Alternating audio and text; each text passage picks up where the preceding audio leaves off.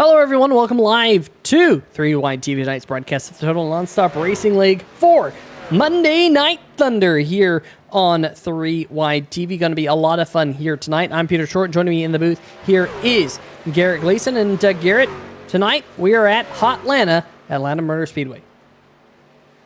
Peter, it's so good to be here at Atlanta, a driver's racetrack, multiple grooves, and an extremely talented field.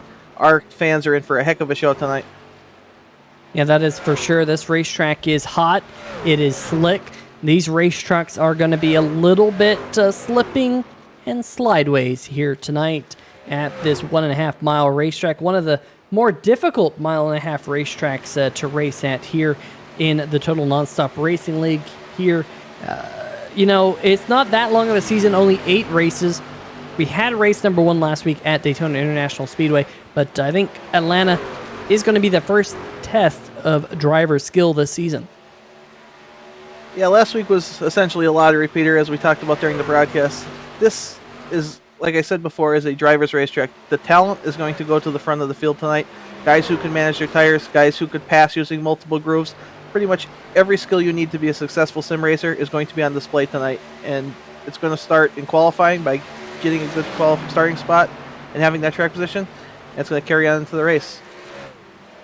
Yeah, and of course we're going to be talking about the hometown hero here tonight, Fernando Matos, born in Brazil but has moved to Atlanta and is now living in the state of Florida. But a lot of people in the beautiful town of Atlanta, Georgia, rooting him on here tonight in that number 24 machine, so we will keep our eyes on him. Currently sitting 37th in practice, and Garrett, a huge field here tonight in the second round of the Stay Tuned Sports Monday Night Thunder.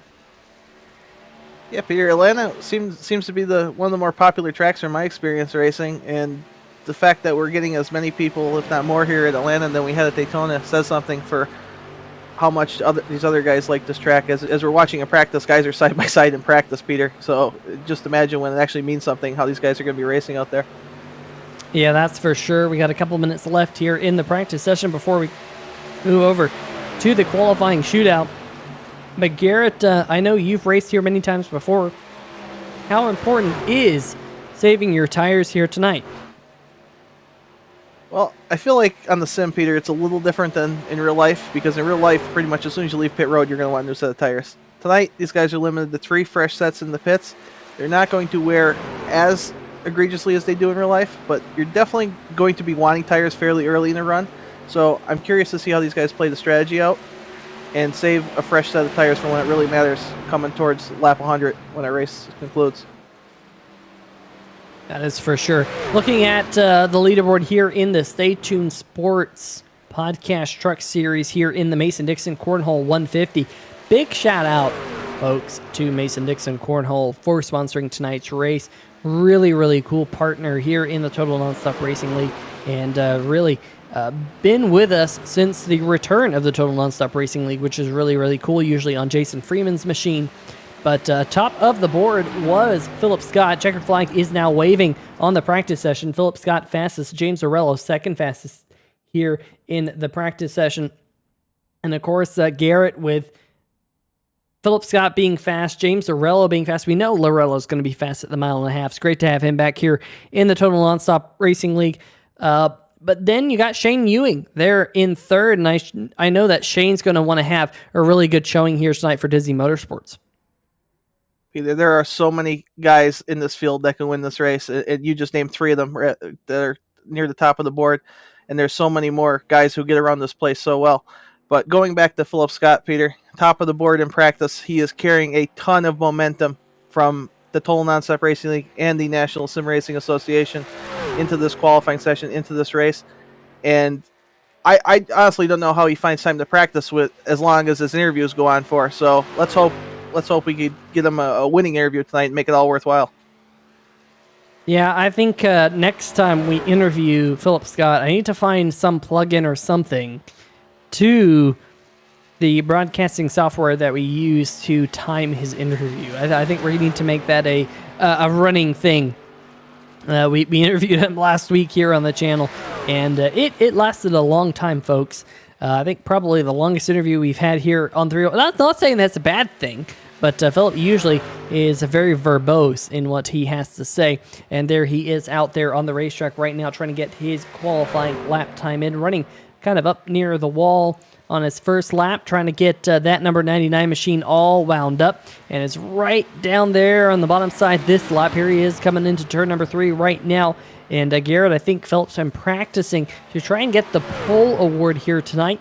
We got word that the Butt Kicker Challenge will be starting next week, and Garrett, that will give the pole winner an opportunity to start the race from the back of the field to make some extra cash. Big thank you to our friends over at Butt Kicker, thebuttkicker.com, for putting up that extra cash, and that's going to be a lot of fun. But how about our current pole sitter? The number 1 of Jamar Dumas in the number 28 machine. At least I'm seeing that he put in a 31.43, currently fastest of all here in qualifying. Wow, that would be a tremendous accomplishment for Jamar to sit on the pole. Plenty of time left here in our qualifying session, but to put a lap up that beats the likes of John Cannizzaro, Philip Scott, amongst others, nothing short of a great lap by Jamar. So there he is in that number 28 machine sitting on pit road. Your top 10 currently: Jamar Dumas, Bronson Stafford, John Cannizzaro Jr., Nick Chambrone, Tom Bourne, Bill Edwards, James Arella, Chris Gabot, Jason Freeman, and Shane Ewing. So some of those drivers who were up there near the top in practice, not exactly up there near the top here in qualifying. Jeff Price on lap number 2. Where is the number 14 machine going to go? He's going to spin it around in the number 14 machine, and right there in turn number 1 and 2, he's going to be 27th on the board. He's not going to be all too happy with that.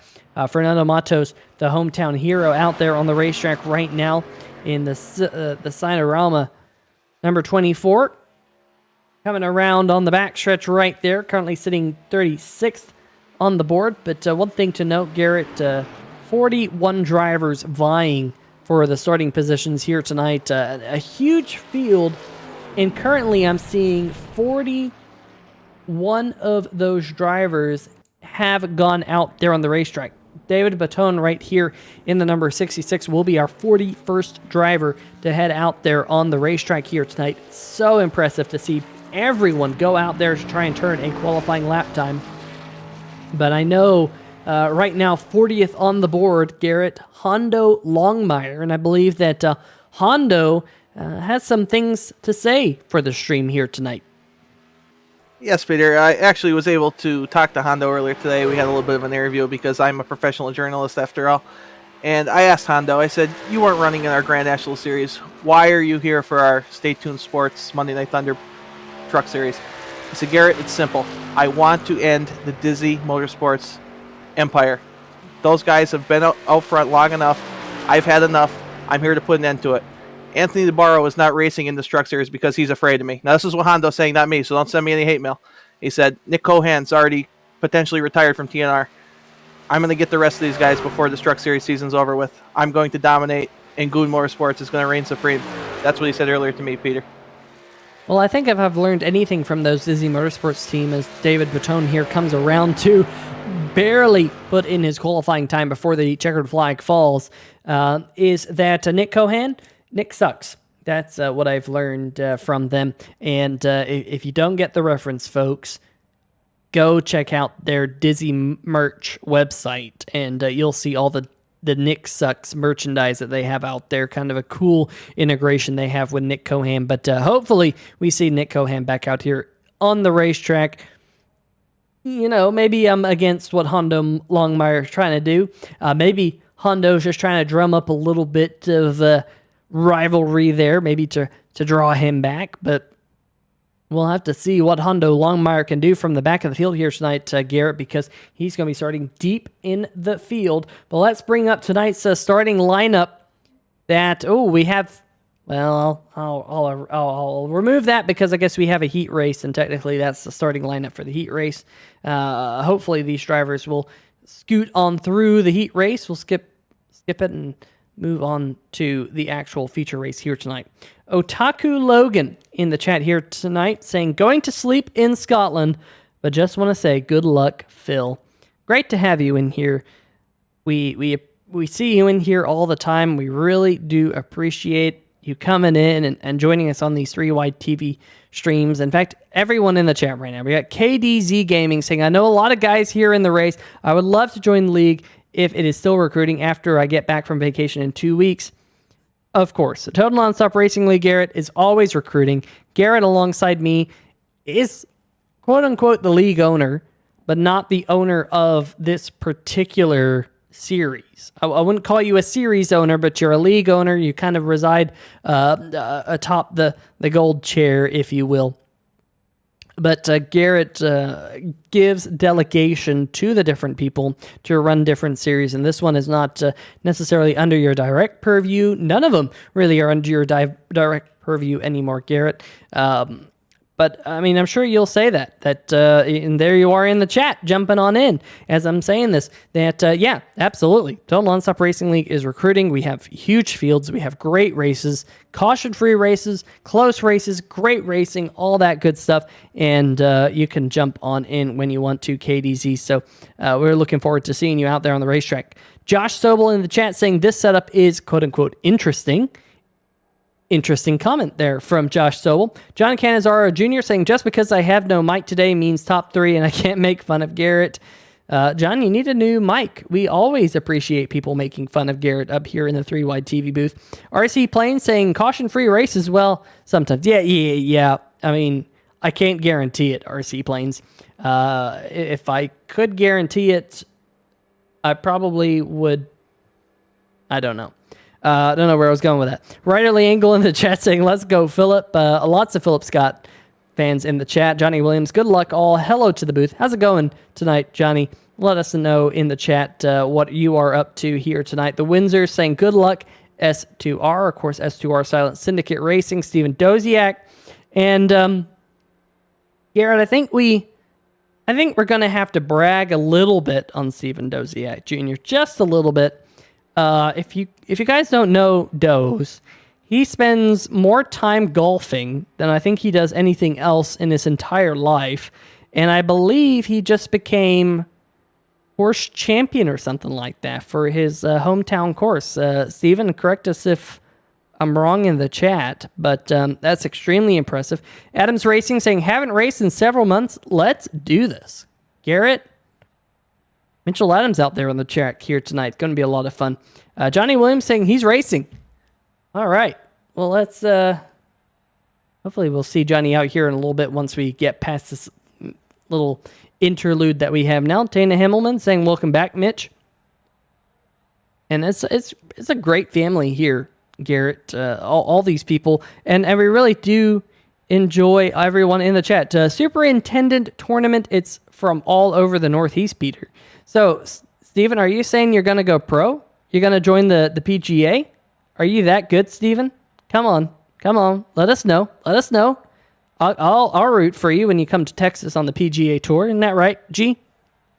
Yeah, you'll root for him. That's right, Peter. I don't know if anyone else will, but yeah, you'll root for him. I don't know. That's a good question. But, yeah, great to see that. John Canizaro saying debate Dodge is better than Ford. Garrett, I'm going to have to say Dodge is not better than Ford because Dodge left NASCAR. I mean, let's be honest. Yeah, I think that's probably a fair comparison there. They left NASCAR, so how could they be better? Now, I only own Chevys, only buy Chevys, so I can't say I'm against any other manufacturer, but I mean, obviously the one I would choose wasn't part of that discussion. On in the chat saying he is in the John Deere Plowmaster 3000. We're going to go plow some fields today. I'm sure we will see that at some point here today. Stay tuned Sports saying, hey, Dodge all the way. That's the series sponsor. So the series sponsor is saying Dodge all the way. So we have to listen, I think, to them. And of course, Jason Freeman chiming in. Head over and give Mason Dixon Cornhole a like on Facebook. Yes, absolutely. And how about Mason Dixon Racing on Twitch? Jason, why don't you, Jason, if you're streaming here tonight and you're listening to the broadcast, why don't you post your Twitch link in the chat? I'll approve it, Usually we don't allow links, but I'll approve your link so you can post your Mason-Dixon Cornhole Racing Twitch page so people can watch it. I mean, we want to get exposure for tonight's race sponsor, the Mason-Dixon Cornhole Group. Really, really cool to see them out there here sponsoring another Total Nonstop Racing League race. Stay Tuned Sports saying he had Dodge trucks all his life. And so obviously a big Dodge fan in the chat. Josh Gerlach in the chat saying, will Hondo Longmire stay on the lead lap here tonight? Oof, Garrett, I think that shot's fired. Well, hey, Josh is a veteran of TNR. He knows this field as well as anyone out there, and if he thinks Hondo's going to have a hard time staying in the lead lap, we're going to have to keep an eye on that. As we have, what's this, abbreviated pace lap or something, Peter? It is the pace lap, so we are going to have to shoot through tonight's starting lineup, starting with our front row and a great qualifying lap time by Jamar Dumas in the number 28 machine. The Deep South Motorsports number 28 on the pole here tonight alongside the Canadian driver Bronson Stafford in the number 61. Row number 2 here tonight, John Cannizzaro Jr. Great qualifying run for John Cannizzaro. We call him the wild child here on the channel. Nick Chambrone will be starting alongside him in 4th. Tom Bourne and Bill Edwards will make up your 3rd row here tonight with James Dorello and Chris Cabot on row number 4. Rounding out your top 10 here tonight in 9th, Jason Freeman and Shane Ewing, the highest contingent from the Disney Motorsports team there, Garrett. Yeah, starting in 11th place, we have Ninja Philip Scott. Alongside him is Alonso Chicano, one of those guys we always look for at plate races coming to Atlanta here this week.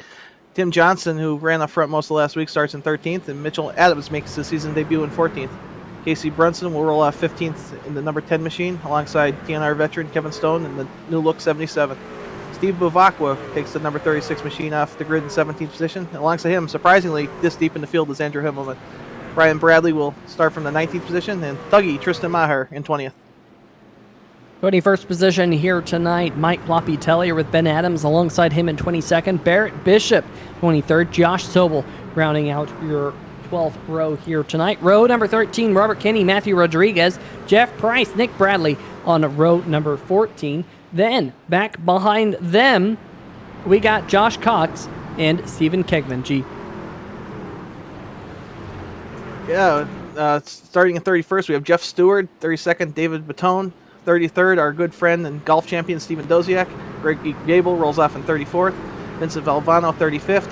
3YTV partner, Bob Giaquinto in 36th. 37th, Fernando Matos, the hometown hero. Johnny Williams will roll off 38th. Bradley Wilson, Jason Shue, Hondo Longmire, and Garrick Gleason's up in the booth here. Let's go green.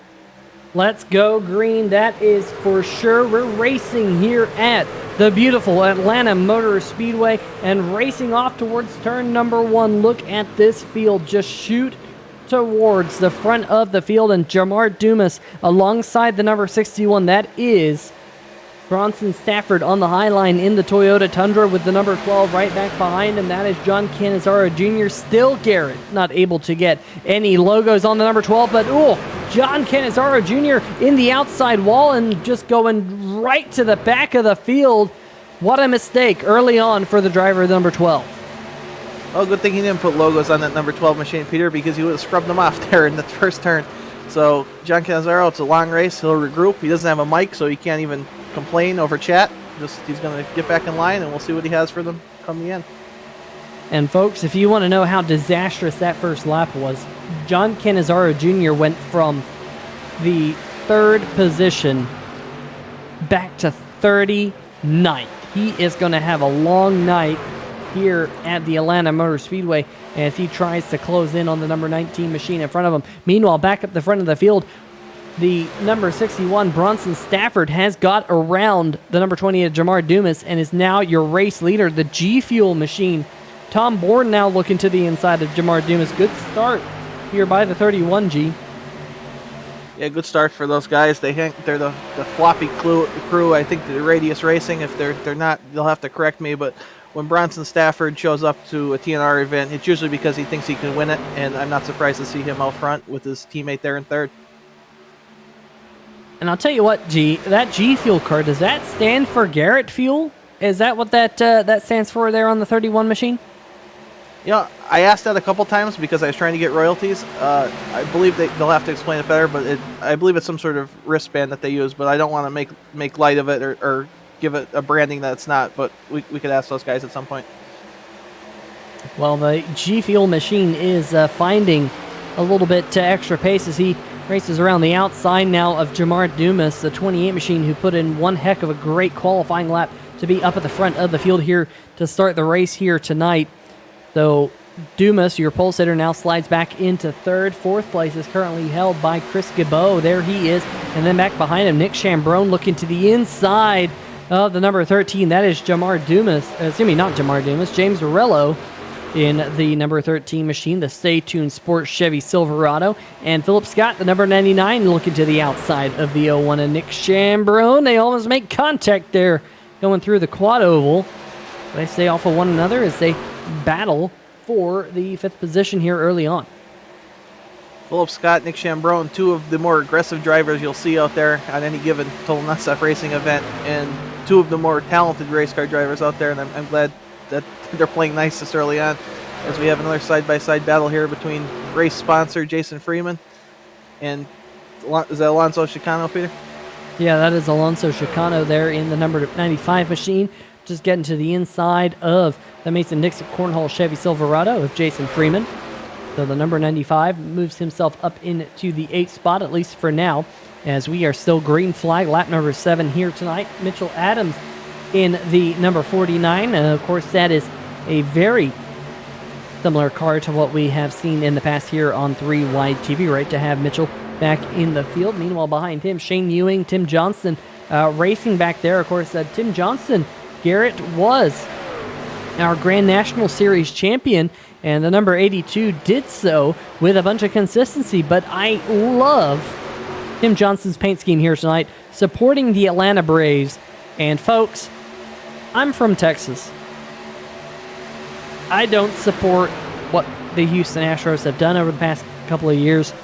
I'm rooting for the Braves here in the World Series. Really, really cool to see the Braves back in the World Series. It has been so many years since we last saw the Atlanta Braves have a good season, and they are having that here. So great to see Tim Johnson in the field here tonight in that number 82 as he's racing side by side now with Andrew Himmelman in the Sim Shots number 8 machine. And Garrett, we said Andrew Himmelman probably didn't have a great qualifying run, but already here he's up 6 positions since the drop of the green flag. We're only on lap number 9. Yeah, Atlanta's one of those places, Peter, that when we come here, I expect Andrew Himmelman to dominate, and to see him start that far back in the field and now have to make all these passes is a bit surprising. But I think with what these guys were saying about how tight the setup is, I'm not sure it suits Andrew's driving style, but I know he's definitely talented enough to figure this out and get himself to the front. And look at this racing that we have going on. This is back around the 15th position or so. Barrett Bishop in the number 4 machine, now looking to the inside of the 5 of Ben Adams. And Bishop here with a good run in the number 4. He is up 5 spots since the drop of the green flag. Behind him is Jeff Price, who has picked up 8 spots from the start of the race. So some really big movers in this group of cars. There's Bill Edwards. Andrew Himmelman's pointing in the wrong direction, and he's going up the racetrack. He's holding the brakes, coming back down the racetrack. Everyone's going to scatter to miss the number 8 machine, but we are under caution for the first time here tonight, G. Yeah, curious to see what happened here, Pierre. Doesn't look like the damage is too bad, but as we've proven last week in our Thursday broadcast, I'm definitely capable of being wrong. Well, let's see what happened here with the number 8 machine. And, oh man, Tim Johnson looks like he just got into the rear quarter panel of the number 8 machine and sent him around. But somehow, some way, Garrett looks like the damage on the number 8 machine is going to be very minimal. And he's going to be able to get back in this race with a loss of track position, that's for sure, which is going to work against him. But, all things considered, could have been a whole lot worse. Peter, I wonder if something happened before that. Maybe there was like a warning situation, like, hey, don't do that again or I'm going to turn you, because that's very unlike Tim Johnston, unless Andrew just didn't know he was there, Peter. I don't want to speculate at this point, but I can't help but think that it just seems unlike both of these drivers. Andrew not to know if someone was underneath him, and Tim to get into somebody this early on in the race. Yeah, it might have just been not exactly being aware of the surroundings. Not 100% sure, but looks like both of those trucks are going to get away with very minimal damage, which that is good news. But look at Andrew Himmelman. I think he's even driving that truck backwards there, G, as he's trying to stay out of the way of all these other trucks going around him. And great job by the whole field to not just plow into the side of the number 8 machine. He did a great job keeping that thing off of everyone else and keeping it locked down and in a very predictable spot for everyone to gauge where he was going to be. Yeah, Andrew, tremendous job not making that situation worse. And after the luck he had last week, Peter, it's good to see him on all fours and pointed back in the right direction on pit road. Yeah, if you weren't here last week, Andrew Himmelman was sent into the stratosphere on the front stretch at Daytona International Speedway, but he's going to have an extended stay here on pit road to get some of his damage fixed. He's down and away now as the field is working their way around the racetrack to try and go back green here hopefully pretty shortly. But in all this madness, G, Tom Bourne in the number 31 has come away as the race leader. We did have some drivers come down pit road. Alonso Chicano came down pit road. James Arello, Barrett Bishop, Casey Brunson, Robert Kenny, Matthew Rodriguez, Mike Tellier. Basically, from about the 22nd spot on back, those drivers have elected to come down pit road. Interesting strategy calls here early on. I'm wondering if the drivers who came down pit road are thinking, let's just get some extra fuel in the race truck. Not only does that give us a little bit of an advantage in the fuel realm, but it also is going to help loosen up the race truck a little bit. We've heard from a lot of drivers that this setup is very tight here tonight, and having a little bit extra fuel adds a little bit extra weight in the rear of the truck, and it helps it free it up. Yeah, absolutely, Peter. I think you hit the nail on the head right there. These guys are pitting for fuel because they want that extra looseness in the truck, and you called it spot on. These guys that stayed out, hey, you're taking the chance on track position. The guys that pit, you're taking the chance that I'm going to be able to pass these guys with my truck freed up a little bit. The 11 or 12 extra laps of fuel load that you have in there could be a big help getting through this field. Well, do want to make mention that we have a comment in the chat here, and this is directed towards Andrew Himmelman in case he's watching the broadcast. But Tana has come in the chat and said, someone tell Drew he'll get to the front faster if he turns back around. So I don't know if you're watching, Andrew, but if you are, the chat has said, just as an FYI, just so you can learn, going backwards is not as fast as going forwards. Even if you're going in the same direction, your truck has to be pointed forwards rather than backwards. Just an FYI, Peter, if I may, why can't you just yell into the room that Andrew's in? I mean, they are in the same house, are they not? Unless Andrew soundproofed his room because he didn't want to be distracted during the races anymore between his mother and then Jimbo from Stay Tuned Sports always jinxing him. Well, that's probably part of it. Jimbo in the chat probably rooting for Andrew Himmelman and probably ruined it all. So I don't know. Who knows? Maybe we'll get a word with Andrew later on in the race. But just wanted to make sure he knew. Got an antenna in the chat saying she's here to help. Just got to give him some pointers. I understand that's a very good pointer. I completely agree. That is a right pointer. You have to be pointing in the right direction. Meanwhile, the pace car is headed in the right direction down pit road. And Garrett, we're going green here on lap number 15 of 100 here tonight. Well, Peter, we had a bit of a staggered start there. Guys on older tires, not getting the good jump. And we have a truck going the short way through the infield there. But we have some guys there 20 spots further up in the running order than they were as we look at David Baton, and he seems to be headed in the right direction. Hopefully he can get back on track here once the pack clears. Pointed in the right direction, G. That is the important statement from what we have learned from Tana.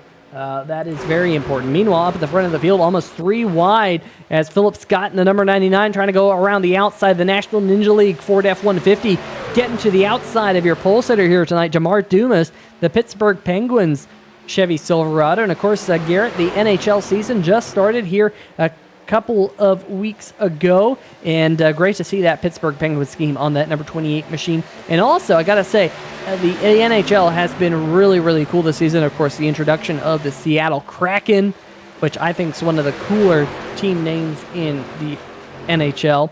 Great to have them along board. They just had their first home game the other night, and great to see them playing good hockey. But here at the front of the field, the National Ninja League, not NHL, the NNL, number 99, trying to get to the outside of the 42 machine of Chris Gibbeau, who currently resides in second, but he's not going to reside in second for all too long, because here comes the National Ninja League 99 to his outside.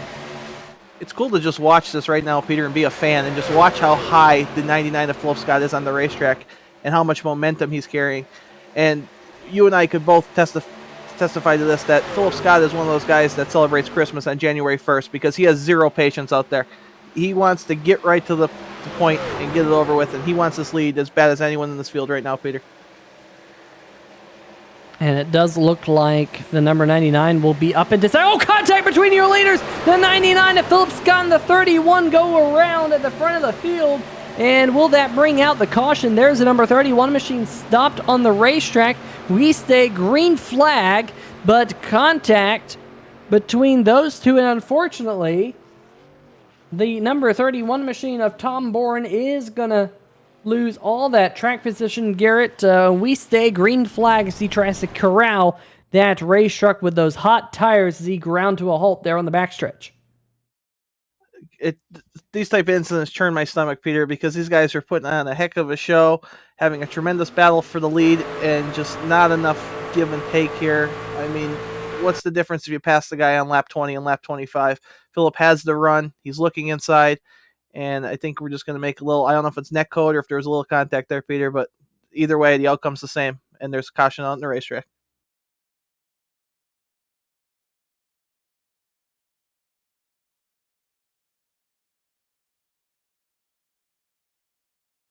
And we may have lost Peter's mic there, guys, so you're stuck with me.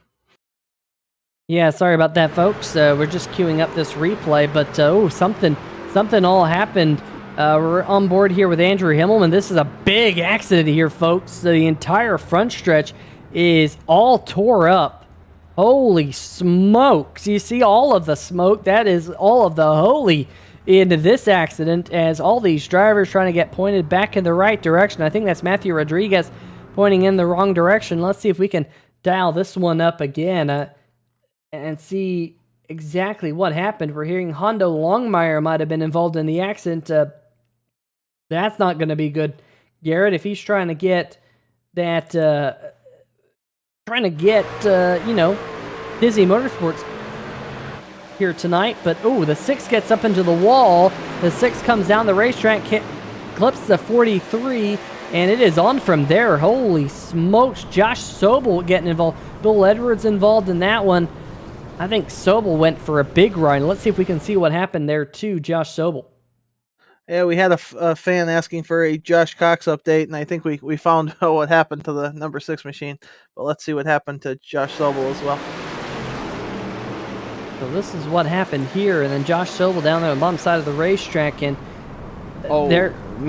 that is a big hit for Sobel, getting some wheels into the air and then some extracurriculars after the fact. The number 95, Alonso Chicano, he was up there near the front of the field. And also, the number 61 machine, who was up there at the front of the field early on, involved in that accident.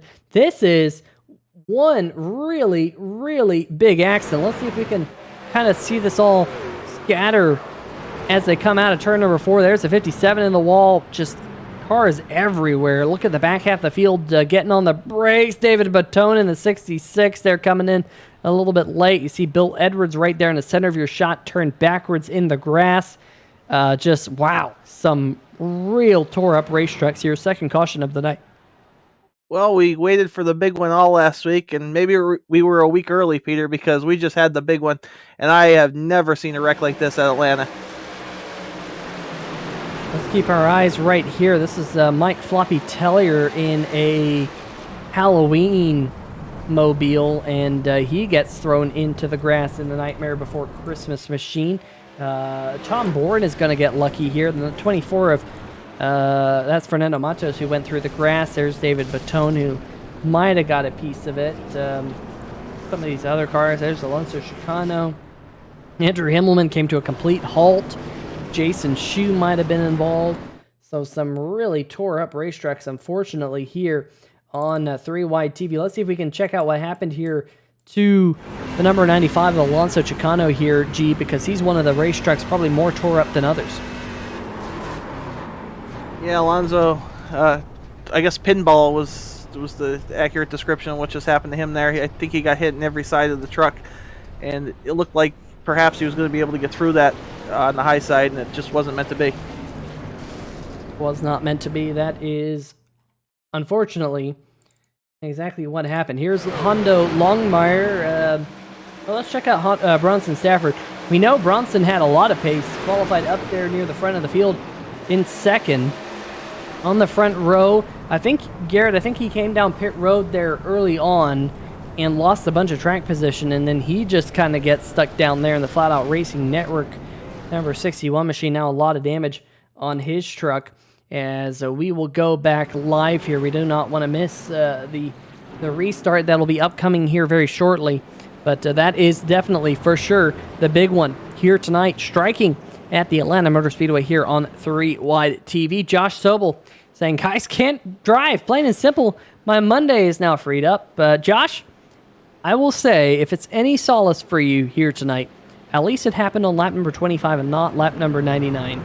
Garrett, I've been in so many races where you race the entire race, you get to the last 5 laps, and you get wrecked out of it. And you go, holy cow, what did I waste an hour or 2 hours racing in this race for just to be wrecked in the last 5 laps? So, Josh, stay here in the chat. We'll appreciate you in here. Josh Gerlach saying the field hashtag got gooned.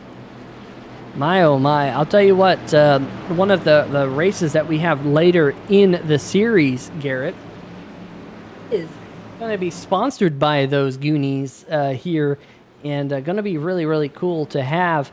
I can't remember what the name of the race is. Trying to pull it up for all you folks here in my notes, but I think it's going to be the Goon World Order 150 or something like that. I think it's the last race.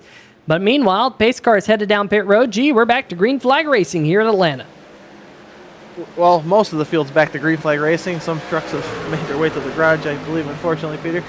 But still a lot of good trucks in this field, and we're going to see what happens. I think the same still applies to this restart. You got some different strategies out there, different tires, different fuel loads.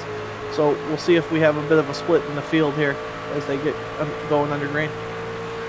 And what I'm seeing, G, is most of the field has at this point pitted. So a good majority of them actually came down pit road under this last caution flag. Meanwhile, your race leader, James Arello, right now, he was last on pit road on lap number 12. So he's been out there for some time. Chris Gibbo right behind him just pitted on lap number 22. But a great restart for the number 9 machine. And look at this awesome racing happening right here inside the top 5. There's side-by-side action between the Mason-Dixon Cornhole number 20. Of course, Mason-Dixon Cornhole, the sponsor of tonight's 150-mile event, with Mitchell Adams to his inside in his Chevy Silverado, but looks like Mitchell Adams will now be moving up into second. Of course, Mitchell Adams has been up here in the 3 Wide TV booth here before, and now he has gotten clear of the 20 and the number 42, so good job here, Mitchell Adams, in the early running from about 10th or so on the grid, further back than that, 14th on the grid, now up into second. Yeah, Peter, I'm going to give a shout out to at least 3 of these guys here. I want to first go to James Lorello. How great is it to see the Stain Tuned Sports truck out front in the series? And I guess he didn't take anything from the Eagles because I don't think they led at all yesterday, so good for James. Mitchell Adams making his mark early on in this race. I'm not surprised to see him running second. And Jason Freeman, good run. I expected this out of him. I talked to him earlier. He didn't have time to practice, Peter. Unfortunately, he was giving his little guy a bath. And I said, oh, your son? He said, no, it's my troll dog collection. He has one named Winklebottom. It's a weird thing. He's a weird dude, but thanks for sponsoring the race, Freeman. I'll tell you what, there's a lot of love for Jason Freeman here on 3 Wide TV and here in the Total Nonstop Racing League, folks. Don't get the wrong idea. Jason Freeman's absolutely awesome, as is Mason Dixon Cornhole, and we really do appreciate them. And if you want to check out his weird Twitch channel, you can. I don't think he ever posted that link, but Mason Dixon Racing, I believe, is the Twitch channel if you want to check them out. We're riding on board right now with Jeff Stewart, who's riding just outside the top 20 in 21st position. You're looking at the back of Brian Bradley, the Peeps number 36. If you're on board right now, Brian Vivacqua had a good run last week at Daytona International Speedway, but they have a gaggle of race trucks right in front of them. There you see Mike Floppy Tellier here tonight to Garrett, sporting that Nightmare Before Christmas machine. Yeah, leave it to Mike to come up with a crazy paint scheme with Halloween coming up. And Mike actually showed me the scheme the other day. He was excited to run it. We had to work on the number 97. At first, it looked like a 77, and we weren't sure how he could get away with it. But Mike did a tremendous job, and he's having a good run out there. Cannizzaro looks like he's recovered well there, Peter, as well. Yeah, John Cannizzaro Jr. Running right behind him in that all-white number 12 machine. You got the Rayovac number 32 of Shane Ewing in this group of trucks as well, as these drivers are trying to find a little bit of space. And the number 31 machine is in this group as well. Tom Bourne and Garrett, I was thinking about this just after the caution flag came out. We didn't mention it there under that caution period, but really that caution was a huge benefit to the number 31. Remember, he was up there at the front of the field, got spun down onto the apron on the backstretch, did a stellar job of holding the brakes, keeping that truck woed down, not hitting anything, and now he finds himself in the 17. So he's trying to claw his way back up through the field, just like John Cannizzaro is trying to do so. Because remember, John Cannizzaro here tonight as far back as 39th as we try and go 3 wide coming out of turn number 2. And look at this on the backstretch. Oh, contact! Robert Kenny, last week's race winner there in the Wingstop number 34 machine, gets kind of bumped around. He's now got Pancake right side, Pancake left side, just evening out the Wingstop number 34. And there was another car there, that went below the apron on the backstretch. Peter, we had some good racing there, but with these trucks as tight as they are, I think guys just need more corner than Atlanta Motor Speedway is willing to provide them. But tremendous battles all over the place, and look at the run on the high side that the 31 truck has. Yeah, this was the replay, as we'll get to see. Ooh, man, yeah, just coming together. I think the 31 tried to get to the outside of Shane Ewing. That door closed up, had to check up, and just a little bit of bumper cars happened between those drivers. Meanwhile, caution is out. Robert Kenny involved in the accident here. My, oh my, this is the second time here tonight, Garrett, that we've tried to put on a 3-wide TV replay, and something has happened. Let's see what caused this incident here. And oh man, it happened up around Robert Kenny. Vivacqua involved. Is that Bradley involved? Oh, Bob Giaquinto getting a piece of it as well. Man, oh man, let's see if we can figure out what happened up near Robert Kenny. Of course, Garrett, last week's race winner at the Daytona International Speedway, coming out of turn number 2 right here. Oh, might have slid up into Vivacqua in the Peeps machine, and man, that 34 gets turned around, and not a good start here tonight for last week's race winner. Yeah, the high of winning the race at Daytona, and then the low of getting turned into the wall in lap 35. Not saying anything intentional was done there by any means, Peter, but just it's just a tough track. And the guy on the high side, when he has a run, he doesn't want to lift because he's racing for position. And on the bottom, you're kind of hoping he gives you a little bit of that lead way so you can get back up in line, and it just didn't happen there. And unfortunately, the 34 has got a lot of aero damage, but I hope his guys can get it fixed on pit road. Yeah, so these drivers are going to try and use this opportunity under caution to come down pit road, some of them to get fuel, some of them to get tires, and some of them, like the number 34 of Robert Kenny, to get some damage repaired here in this one, as we're not yet to the halfway mark in tonight's Mason-Dixon Cornhole 150. Let's check out the chat here tonight. Bright Early Angle saying, guys, please, this is a speedway, not a smashway. Bright Early Angle, let me tell you, you can turn any racetrack into a demolition derby if you try hard enough. I've seen it. into many races that I've seen here in the sim racing community over the years. Here is the driver of the number 77 machine, Kevin Stone, currently inside the top 10 in the 8th position. Haven't mentioned him here tonight. Tristan Maher also back behind him in the Bagcraft machine. There he is in his good-looking number 98 machine in the 9th spot here tonight. These drivers here did not elect to come down pit road under this caution flag, but James Arello, your race leader, did elect to come down pit road here. So, Garrett, again, mixed strategies here tonight, and with the way these caution flags are falling, it is going to give these drivers an opportunity to have different pit strategies. Yeah, Peter, absolutely. And I think these guys are, like James Lorello, are taking advantage of the third of the race being over. Come in, get your tires. Another third of the race goes by, tires, and so on here. You'll probably have a set right at the end for a dash if all goes well. And just going back to Tristan Maher having a good run in the top 10, I actually talked to the representatives from Bagcraft, and they are going to send him some merchandise either this week or next week for all he does running that truck. So thank you, Tristan, for that on behalf of myself and Tony Lucarelli. So we continue to work our caution flag here. We would get a quick word with the race leader, Mitchell Adams, to see how he's thinking his race is going, but I think he might have waited just a little bit too long. We'll see if the pace car lights will be extinguished here, at least with the ways that the race leaders are doubling up here. It appears that might be the case, and indeed the pace car lights have been extinguished here, so we'll be getting back to green flag here very shortly. Philip Scott in the chat saying, man, that was net code. It sucks. I was just trying to pass for the lead. Wasn't trying to be impatient or anything like that. Sometimes that happens, Philip. Very easy to misjudge where a corner of the car is at a given time and, get into that realm of net code. And I got to say, Garrett, netcode's one of those things that we have to deal with as sim racers, and if you don't know the term, if you're just watching for the first time here tonight, or maybe you've heard us throw around that term, netcode is a pretty complicated thing at its root. It's essentially the server side of iRacing, where it's receiving all the data, it's processing all the data of where these cars are supposed to be. Sometimes it has a little bit of a lapse of data due to the fact we're dealing with the internet here, and it has to try to figure out where the car is. And sometimes that calculation is not necessarily correct, and contact happens, and it causes a car to experience contact, and that's what brings out some caution flags and causes some collisions. Meanwhile, green flag is back in the air here. Mitchell Adams, your race leader, up at the front of the field. Jason Freeman in second. James Zarello in third, and then Nick Chambrone, Jamar Dumas side by side back there for the 4th position.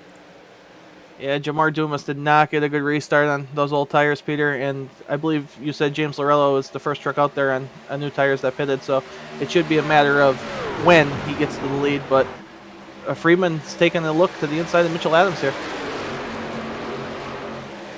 Yeah, and I don't think the number 9 of Lorello, I'm just looking at my live timing score, I don't believe he's on fresh tires, so I think he's just going to slot in with a lot of these other trucks here in the 3rd spot. But Mitchell Adams and Jason Freeman battling for that spot for the race lead. As we close in on the halfway mark here in the Mason-Dixon Cornhole 150. Mitchell Adams, Jason Freeman, James Zarello in 3rd, Nick Chambrone and Jamar Dumas. First side-by-side battle is between Ben Adams and our Grand National Series champion, Tim Johnson, there in the number 82 machine. New number on Tim Johnson. Usually he's in the 28 here in the Total Nonstop Racing League, but the Atlanta Braves, number 82, he's crept himself up into the top 7. But how about Ben Adams from 22nd on the grid up into the 6th spot? And I know Ben will be very happy with the way his race has started here tonight. Yeah, good recovery by Tim Johnson, and Ben Adams needs this run more than anything. It seems like every race here at TNR, he's ended up in somebody's incident that wasn't of his doing. So no matter what tonight, Ben, your wife's still going to love you, the kids are still going to love you, but come home with a good finish and they'll love you even more. So keep it going forward, buddy.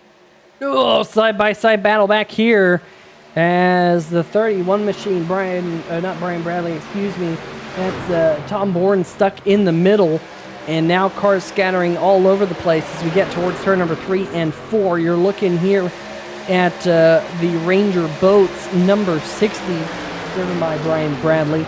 Shane Ewing in the Rayovac number 32, just up ahead of these drivers. Trying to get to the outside of Steven Doziak.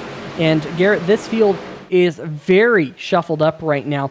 I'm just looking right now. I believe Shane Ewing is one of the first drivers who just came down pit road on lap number 35. So I misspoke when I talked about James Arello a little while ago. But Ewing here trying to make quick use of the field, obviously on fresher tires. Same can be said, in fact, for driver of the number 42, Chris Cabot. Here he pitted on lap number 35, took on 4 fresh tires. He is now up to the 5th position. And whoa, contact, Tristan Maher. What's happening to Maher back there in the pack? Trying to get Maher. There he is in the inside wall. We stay green, and he is going to be pulled off the racetrack just like that. Tristan Maher's night appears to be done in the Backcraft number 98 machine. That is a tough break. Tough break for Tristan for sure, Peter, but he did a good job getting that off the track to not bring out the yellow. I'm sure he's frustrated as we see a good run by Shane Ewing on the top side and truck in the middle. Just again, Peter, it seems like not enough racetrack. I hate to see what happens when they reconfigure this place and take some even more racetrack away from these guys. Well, that is true. They are planning on reconfiguring this racetrack and narrowing it up and adding some more banking, which could be a bit troublesome. But look at Shane Ewing on the fresh tires to the outside, Mike Floppy Tellier in the middle groove, and Tristan Maher on the inside, and they just make a little bit of contact there. Might have been a little bit of netcode between the 97 and the 98, but unfortunately Maher is the one that gets into the inside wall. Heavy damage on the Backcraft machine. And let's see if we can survive getting out of this 3-wide TV replay without a caution flag being thrown. And, looks like we have here, G. But Chris Cabot, with the fresh tires in the number 42 machine, is your new race leader. And he's caught up to his teammate there, driver of the number 43 machine here tonight. That is Hondo Longmire, who goes a lap down, more than a lap down, multiple laps down now, as he is heavily damaged and well off the pace. Peter, I guess I spoke to the wrong member of Good Motorsports early today when we discussed ending the Dizzy Motorsports empire. It was Chris Cabot I should have reached out to. I'll put that in my notes for next week, and I won't make the same mistake again, because Chris Cabot is absolutely flying out there on the new tire strategy. Yeah, you can see him starting to stretch it out now on Mitchell Adams in the number 49. They just got around the elapsed car of Steve Bavacqua in the Heaps Marshmallow machine, but we got some good side-by-side battles on the racetrack right now. Look at some of this action as Bavacqua there gets into the wall in turn number 3 and 4. He's just going to try and stay out of the way of these leaders as they get around him. Tim Johnson there, G, in the number 82, sitting behind Ben Adams. He's running in 8th right now. Shane Ewing in the 32, also on the new tire strategy. Just got around the 49, and Mitchell Adams maybe, just maybe, will get a little bit of a green flag run here, and those drivers on the fresher tires might pay dividends. Yeah, that's the gamble they were taking when they came down pit road, Peter. And like you said, if this goes green, they're going to be in the catbird seat, as they say. But as we've seen so far tonight, anything can happen. We pretty much had a super speedway wreck and other sorts of neck codes and chaos, as we have a good battle here between Freeman and Mitchell Adams out there. And I have to say, I'm definitely rooting for Mitchell Adams to reign supreme. Adams to the outside, Freeman to the inside as they race off at turn number 2. And we've seen some good racing as maybe Jeff Price making a little bit of contact with Ben Adams there on the back of the shot. They are able to gather things up as they head towards turn number 3. But Freeman here trying to get that 3rd position from Mitchell Adams, doing a good job on the inside line. And Freeman, who started in the 9th position, just on the back half of the top 10. Caution flag, however, is going to prevent that battle from continuing.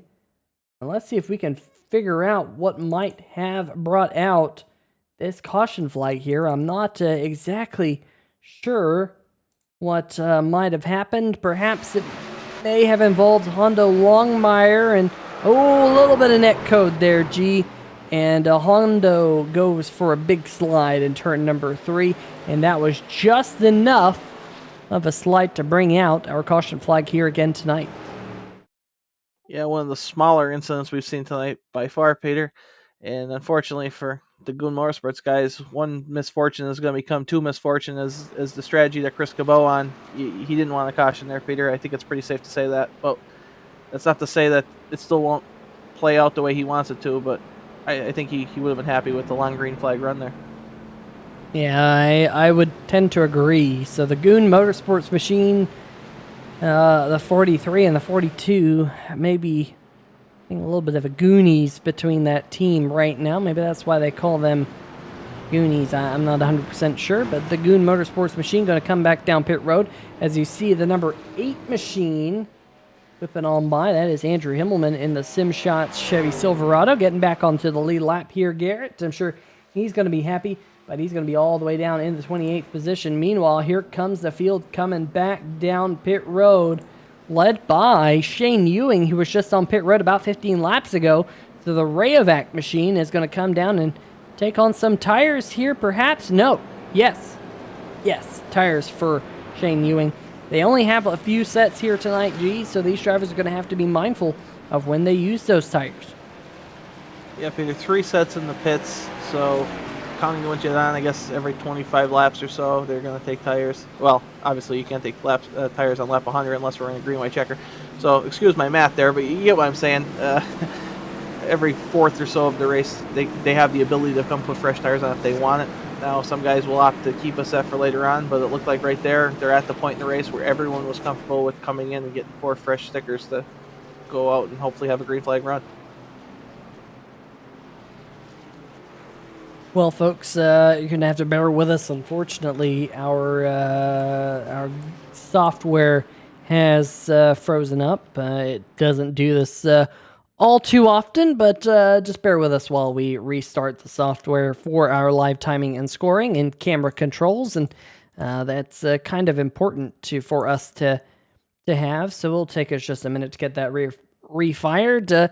Let's see if we can catch up with one of the drivers, Garrett. Hopefully you can catch up. Let's see if we can dial up Bob Giaquinto. How about that? 3 Wide TV's own, and see if we can get him up here into the 3 Wide TV booth. G, take it away. Hey, Bob, guys up in the booth, we miss you up here. What are you seeing on the racetrack, and how's your race going? So far so good. You know, it's it's so tough to conserve tires here, and with how tight these cars are, my right front is just dead every single run. Bob, speaking of tires, what is your tire strategy? Is it a certain amount of laps you're looking for? Or is it just where the cautions are following? How many tire stops have you made so far? So far I've used 2. I have 1 more still in the pit box. I'm probably going to try to save these as long as I can. Made things a little bit tough with the previous caution, how I got caught up in it. Kind of messed up my strategy a little bit there after sliding, but I mean, I'll just kind of play it by ear, and whatever happens, happens. Yeah, as far as that last caution goes, it seemed like you didn't have much damage. Is that accurate? Yeah, I think I only had like 20 seconds of optional repairs, so I just wound up getting, some high-speed duct tape on there and heading back out. But it was just one of those things where it kind of happened a little quick in front of me, didn't get to slow down enough, and wound up getting to the back. I think it was the 40, so my apologies to him, but, it is what it is. Absolutely is what it is, and I appreciate you coming into the booth as we were trying to kill a little bit of time there while we got the software back up and running, but it looks like you guys are doubling up to go back green, so we'll let you get back with your friends, and good luck the rest of the race. Awesome. Thanks, guys. Appreciate it. I'm Bob, just to make...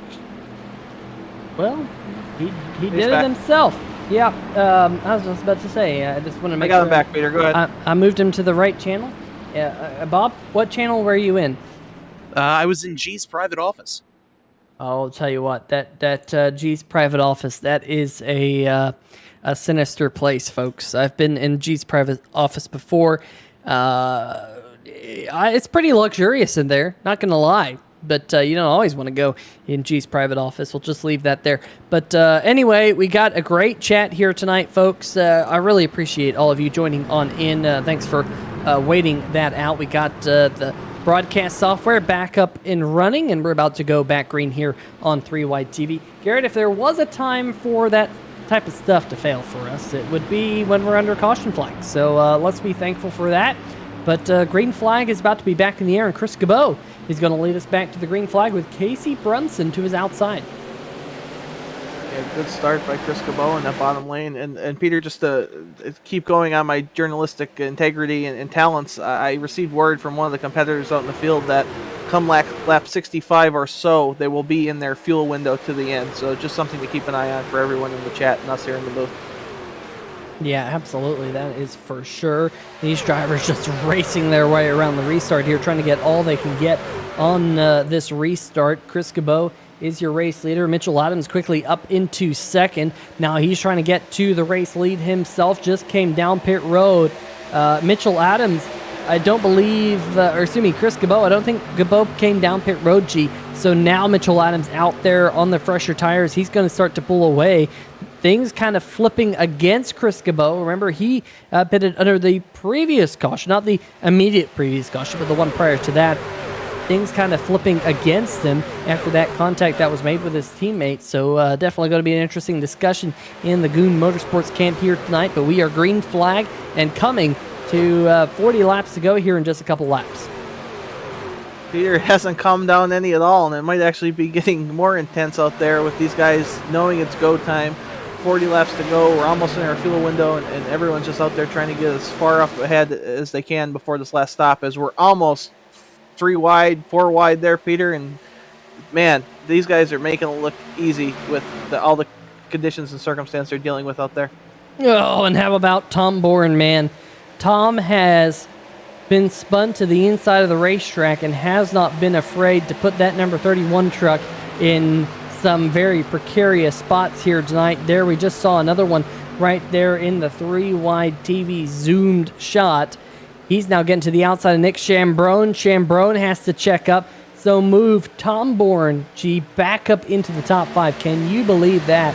After he was turned to the inside of the racetrack on the backstretch, that number 31 is on a mission and can see the race leader here at the Atlanta Motor Speedway. Yeah, what a run by Bourne, and he must have had a G Fuel energy drink there after his yellow. I looked it up, and it is an energy drink, to the best of my knowledge, but tremendous recovery. And sometimes when you have those incidents early in the race and you don't have much damage, you just use it as a mulligan. Hey, I got a fresh start. I'm not going to let this get to me. I can make it back to the front, and that's exactly what he's doing. But look at these battles deeper in the pack, Peter. Casey Brunson in the number 10 machine, who started near the front on that last restart. He's now well back in the field, getting swallowed up on older tires. Here comes the number 24, Fernando Matos, back behind Casey Brunson. Then to his inside is the number 72 machine, Jeff Stewart, in that kind of retro-looking number 72 machine right there. Reminds me of the old Ford GTs that used to run back in the day. Of course, he's running a Ford F-150, so there might be a little bit of a tie-in there. But meanwhile, back behind them, you got Bob Giaquinto. There he is in the Polyhedral Cathedral machine. Then, of course, Bill Edwards to his inside, and, of course, the number 38, so that's right there in this battle for position as well. Actually, no, excuse me. I think the number 38, Oh, no, it is battle for position. No, it isn't a battle for position. I think Valvano is a lap behind this group. So not sure how Valvano got a lap behind. Maybe it was him being involved in one of the accidents earlier. But Valvano currently running 1 lap down to the race leaders in the 30th position, as Bob Giaquinto might have just had a little bit of a moment with the outside wall in turns number 3 and 4. But here comes one driver who is on a charge. Andrew Himmelman is now up into the 22nd position, back on the lead lap after getting the lucky dog at caution to go. Yeah, he's going to be one of those guys out there that we just need to keep our eye on, and I think he's going to need some yellows, unless I don't think he's going to be able to save enough fuel to win this race. So let's just assume he's going to need to get some spots here, get a yellow, get some more spots, use some strategy, and he's definitely not out of this race by any means, Peter. And just going back to Bill Edwards, he was involved in that big wreck, so earlier on, I don't think we got a chance to shout out that he was involved in that wreck, so it's good to see him still out there running and collecting some points. Yeah, trying to do all he can with a really good-looking race truck. Of course, last week, our friends over at Butt Kicker put together the Butt Kicker Challenge last week, which was the best paint scheme in the field. And in my opinion, the number 50 would have won that vote. A really good-looking scheme. That money, of course, went to Philip Scott in the number 99 National Ninja League machine. But meanwhile, up at the front of the field, we're watching James Lorello lead the field in the Stay-Tuned Sports Chevy Silverado. Mitchell Adams is in second. Shane Ewing, Jason Freeman, and Tom Bourne currently inside the top 5. Nick Chambrone there right behind the number 31 machine in 6th. And then Ben Adams. Jamar Dumas, your pole sitter here tonight, running in 8th. Mike Tellier and Kevin Stone in the number 77, rounding out our top 10 as of now. And, of course, Garrett, we talk about this number 77 saying he has absolute terrible luck here on the channel.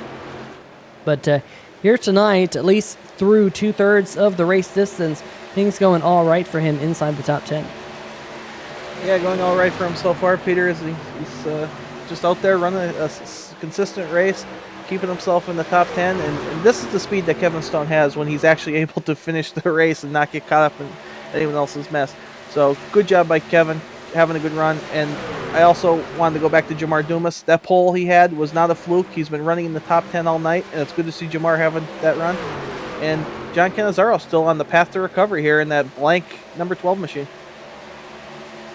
Didn't have enough time at Daytona to put a paint scheme on it. Didn't have enough time here tonight to put a paint scheme on it. So Cannizzaro still sporting that all-white look as he races with your Thornton Graphix Grand National Series champion, the number 82 machine of Tim Johnston, who is right below him in the Atlanta Braves Toyota Tundra. You get that spot to Tim Johnson, who's trying to move his way towards the top 10 right now in the 12th position. So he's pointed in the right direction, going the right way. Isn't that right, Tana? Isn't that the right direction? You have to be pointing forwards, not backwards, if you want to win the race. Although, I do want to say, I think we've seen 1 or 2 races decided with drivers pointing in the wrong direction. But, oh no! Cannizzaro in the wall again. He's going to lose a spot to Bradley Wilson, now under fire from Steven Doziak. And here comes Brian Bradley in the number 60 machine right there, getting to his inside. So Cannizzaro for the second time here tonight, hitting the turn 3 wall. Peter, this isn't making light of John Cannizzaro for being younger than us, but I just feel like a tight setup does not suit these younger guys like John Cannizzaro, Andrew Himmelman. These guys are used to being on the edge every single lap, and I think John's just trying to make more of the setup than what it actually is willing to give. So I guess going back to you, Peter, as someone with many years of experience and a much better driver than myself, how would you handle having a tight truck at this racetrack, especially in traffic? Well, I would probably try and stay away from the wall. We've seen a lot of drivers make the inside line work. We've seen the outside line work. I just don't know if it's going to pay enough to run that outside line at this point of the race. We've seen Cannizzaro stay steadfast to it. And when I say the high line, I'm talking about even higher up than this car right here, the Nightmare Before Christmas number 97 of Mike Floppy Tellier, higher up the racetrack than Tellier ran there. That's where we've seen Cannizzaro all night long. I just don't think it's going to pay dividends, because if you do make a slight mistake and you hit that wall, you could completely ruin your night in one fell swoop. Oh man, Chambrone and Dumas might have traded paint there coming out of turn number 2. Looks like Dumas might have got a little bit loose. He's going to lose a spot to Chambrone and Tim Johnston, so the Disney Motorsports teammates of Chambrone and Johnson now going to find themselves up ahead as we got one car in the grass. Caution flag is going to be in the air, and we're hearing it might be Robert Kenny here, who was going a lap down to your race leaders, and no contact with your race leader. And Lorello gets into the side of the 34, puts him into the grass. Caution flag going to come out here with under 30 laps to go. Wow, we hardly ever see that type of situation here in the Total Nonstop Racing League, and these are obviously 2 experienced racers. Let's just see what happens. Kenny's running that middle groove there. James has some momentum here. He's coming up off the bottom, and yep, we're just gonna run out of racing groove there. Nothing Robert Kenny was doing wrong there. He's running that middle line, James just had a push off the corner, but that's what happens. I hope Mitchell didn't get involved in this, Peter. We'll have to see it from his point of view. I think somehow Mitchell Adams avoided that mess. I absolutely cannot believe it. But I believe Mitchell Adams completely missed that mess. Let's see. Oh, my goodness. You just got a quick glimpse of that. Let's go back just a little bit more and just rewind it so you can kind of see what all happened here from the onboard on the number 49 machine. But look how close this is, folks. Look how close this is. That is a completely turned sideways race truck. And someone give Mitchell Adams a new pair of underwear or something, because he's able to squeak on through that G somehow, some way with no damage. I cannot believe that at all. Meanwhile, while we were watching the 3-wide TV replay, as often happens, pit stops happened, and conversely, pit stops didn't happen for some drivers, and Shane Ewing in the number 32, he's in the didn't happen group. He's your new race leader here, G, with under 30 laps to go. Last on pit road, a good number of laps ago at this point in the Rayovac Toyota Tundra, but he elected to stay out along with Tom Bourne, Nick Chambrone. So those three trucks all stayed out. You see Vincent Valvano get the lucky dog. He gets himself back on the lead lap, but only 3 drivers elected to not pit under this caution flag. Basically, everyone from Tim Johnson on back did come down pit road to get fuel or tires. Tim elected to only take fuel on the number 82. Peter, if you're one of these guys that are staying out on these old tires, when would you want the caution to happen? Like, would it be 15 laps of green racing, maybe get a caution around lap 90, come in and put your fresh tires on? Will that be enough time? I think these guys are really getting pigeonholed here, and I'm just not sure how this is going to all play out when we get to the end there. Well, we run the 70% fuel tanks here in the Total Nonstop Racing League Monday Night Thunder, brought to you by Stay Tuned Sports Podcast. And with that 70% fuel tank, it does kind of pigeonhole you if you do stay out on one of these cautions, because now everyone around you who did come down pit road is going to have a lot more fuel than you. With the 70% factor on the fuel tank, those green flag pit stops come up a lot faster than you would think. And the last time Shane Ewing was on pit road, he didn't have the ability to make it to the end of the race from that point, but he does save a set of tires, which could be important. Meanwhile, Tim Johnston in the number 82, he came down, he elected to save a set of tires, much like his teammate Shane Ewing, but he did so a different manner. He came down pit road, didn't take any tires. He just elected to take fuel, which is going to help loosen up that truck. We've heard these drivers struggle with tight race trucks here tonight. So I'm wondering here if Tim Johnston has a pretty good strategy to help loosen up the race truck, help the handling of it, but also save a set of tires to late in the race. Because, Garrett, we heard, like from Bob Giaquinto, Bob only had one set of tires left when we interviewed him around lap number 50, and now we're with 26 laps to go, still quite a ways left in this race. I would think, if it was me, I would probably want to get this race to about 15 laps to go. Then I could come down and take my fresh set of tires. But these drivers who did stay out, didn't take tires, they're going to lose a lot of track position very quickly when, if and when they get an opportunity to come down and get that final set of tires that they have on pit road. Yeah, our field did another shuffle here, Peter. We got trucks all over the place, all these different strategies, and I've been holding a set of tires at the end of races way too often lately as we're going back to green, and I hate being in that position. I hope none of these guys end up in that position either. Green flag back in the air, and we'll keep our eyes on these drivers on the old tires versus the new tires, because I think very quickly we're going to see the drivers on the new tires start to move their way up to the front. Meanwhile, we're 3 wide down the backstretch. Here comes James Dorello, G, to the inside. Chambrone and Johnson gets into the outside wall in the 82. That's a rare thing to see. Tim Johnston out of sorts on the racetrack. He's usually one of the most consistent guys out there, but it's just tough to hold off new tires when you're on old tires, especially here at Atlanta. And he's sinking pretty quickly as the battle up ahead of him is... It looked like it was almost 5 wide there, Peter, believe it or not. Yeah, these drivers trying to fight for every inch on the racetrack. James Zarello has very quickly got himself to the race lead. Here comes Mitchell Adams with a lunge to the inside. Adams in the number 49. The blue and orange race truck is your new race leader, but Lorello fights back underneath him. Gee, these drivers realizing that after this restart, track position is extremely important. Track position is extremely important. You want to be out front, get that fresh air, get away from the chaos, but it looks like Ben Adams and Jason Freeman aren't letting these leaders get out of sight either. And those two continue to have an amazing run as James Lorello and Mitchell Adams don't seem to be done yet. But, oh, never mind, Peter. Mitchell pulled it off there into 3.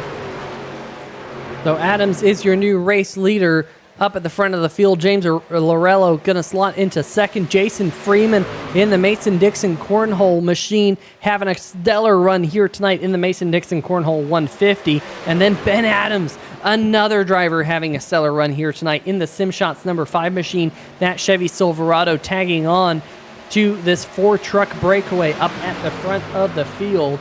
Meanwhile, we got some great racing happening mid-pack. Look at all of these trucks race on by G2, 3 wide there amongst the field. These drivers really putting on a treat for the fans here on 3 Wide TV. Peter, we had a tremendous race last week. We had Stay Tuned Sports in the chat. Butt Kicker was in the chat watching the race. They said, wow, this race at Daytona is amazing. If they're watching this race right now, look at what these guys are able to do. Yes, we had some incidents early on, took out some good trucks, but the racing speaks for itself. These guys are giving it everything they have out there. Yeah, they are definitely putting on a show right here in the midfield. Look at this 2x2x2. A little bit of 3 wide action as well back here. Just unbelievable stuff as the 82 of Tim Johnson on the old tires now sliding well back in the field all the way back to 17th as we continue to be 3 wide just in front of him. Andrew Himmelman in the 8 getting into the back of the 72 through turn number 1 and 2. Somehow that does not cause an accident. They stay racing 2x2 here down the backstretch. Up at the front of the field, it is still Adams, Lorello, Freeman, and Ben Adams. But as I say that, battle for the race lead is on. James Lorello going to the outside of Mitchell Adams through the quad oval. You have to pass them where they ain't, I guess, Peter. And oh boy, we have some contact here, and hopefully they could all get it straightened out.